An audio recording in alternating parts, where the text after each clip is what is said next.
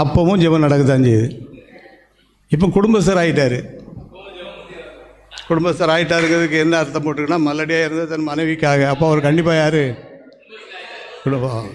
குடும்பஸ்தர் ஆகிறதுக்கு முன்னாலேயும் ஜெபம் தான், தியானம் தான். குடும்பஸ்தர் ஆன பிறகும் ஜெபம் தான். அவர் ஜெபம் கேட்கப்பட்டுச்சா? கர்த்தர் வாசிங்க. கர்த்தர் வேண்டுதலை கேட்டருளினார். அந்த மனைவி போய் கற்பம் தரித்தாள்னு போட்டுருக்கு. அந்த ஆவி யாருக்குள்ளேயும் போகுது?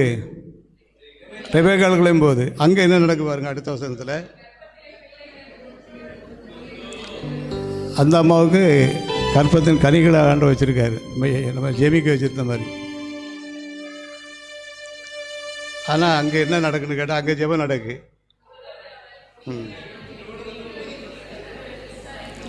ஈசாக்கிட்ட இருந்த அபிஷேகம் தியானத்தில் வந்து ஜெபத்தில் வந்து யாருக்குள்ளேயும் போகுது? அவங்களே ஜெபம் பண்ணி பதில் கண்டுபிடிச்சு அந்த அம்மா பதில் சொல்லுது பாருங்கள்.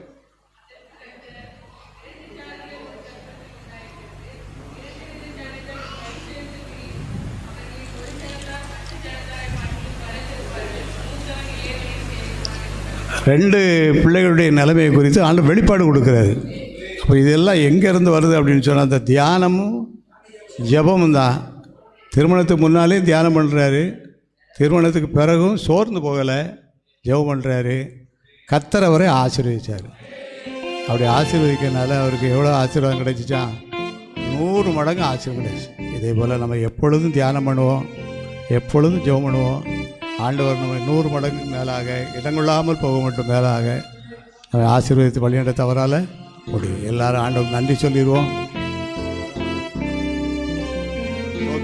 ஸ்தோத்திரம் சொல்லுவோம். நல்ல வாய் திறந்து ஸ்தோத்திரம் சொல்லி ஆண்டவர் மகிமைப்படுத்துவோம். ஆமென், ஆமென், ஆமென், ஆமென், ஆமென், ஆமென், ஆமென், ஆமென், ஆமென், ஆமென், ஆமென், ஆமென், ஆமென். ஈசாக்கு பிரச்சனை நேரத்திலையும் தியானம் பண்ணி, வெளியே போய் தியானம் பண்ணி ஜெபம் பண்ணார்.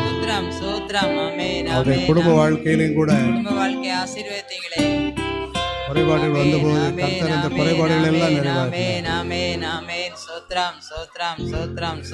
ஈசாக்கு தன் மனைவிக்காக ஜெபித்த பொழுது அந்த ஜெபம் கேட்கப்பட்டுச்சு. ஒவ்வொரு குடும்பத்திலும் மனைவிமார் கணவருக்காக ஜெபிக்கணும். ஒவ்வொரு குடும்பத்திலும் கணவர்மார் மனைவிமாருக்காக ஜெபிக்கணும், பிள்ளைகளுக்காக ஜெபிக்கணும். நம் ஜெபம் கேட்கப்படும். இன்னொரு பக்கம் போகணுங்கிற அவசரம் இல்லை. நம்முடைய ஜெபத்தை ஆண்டவர் கேட்டு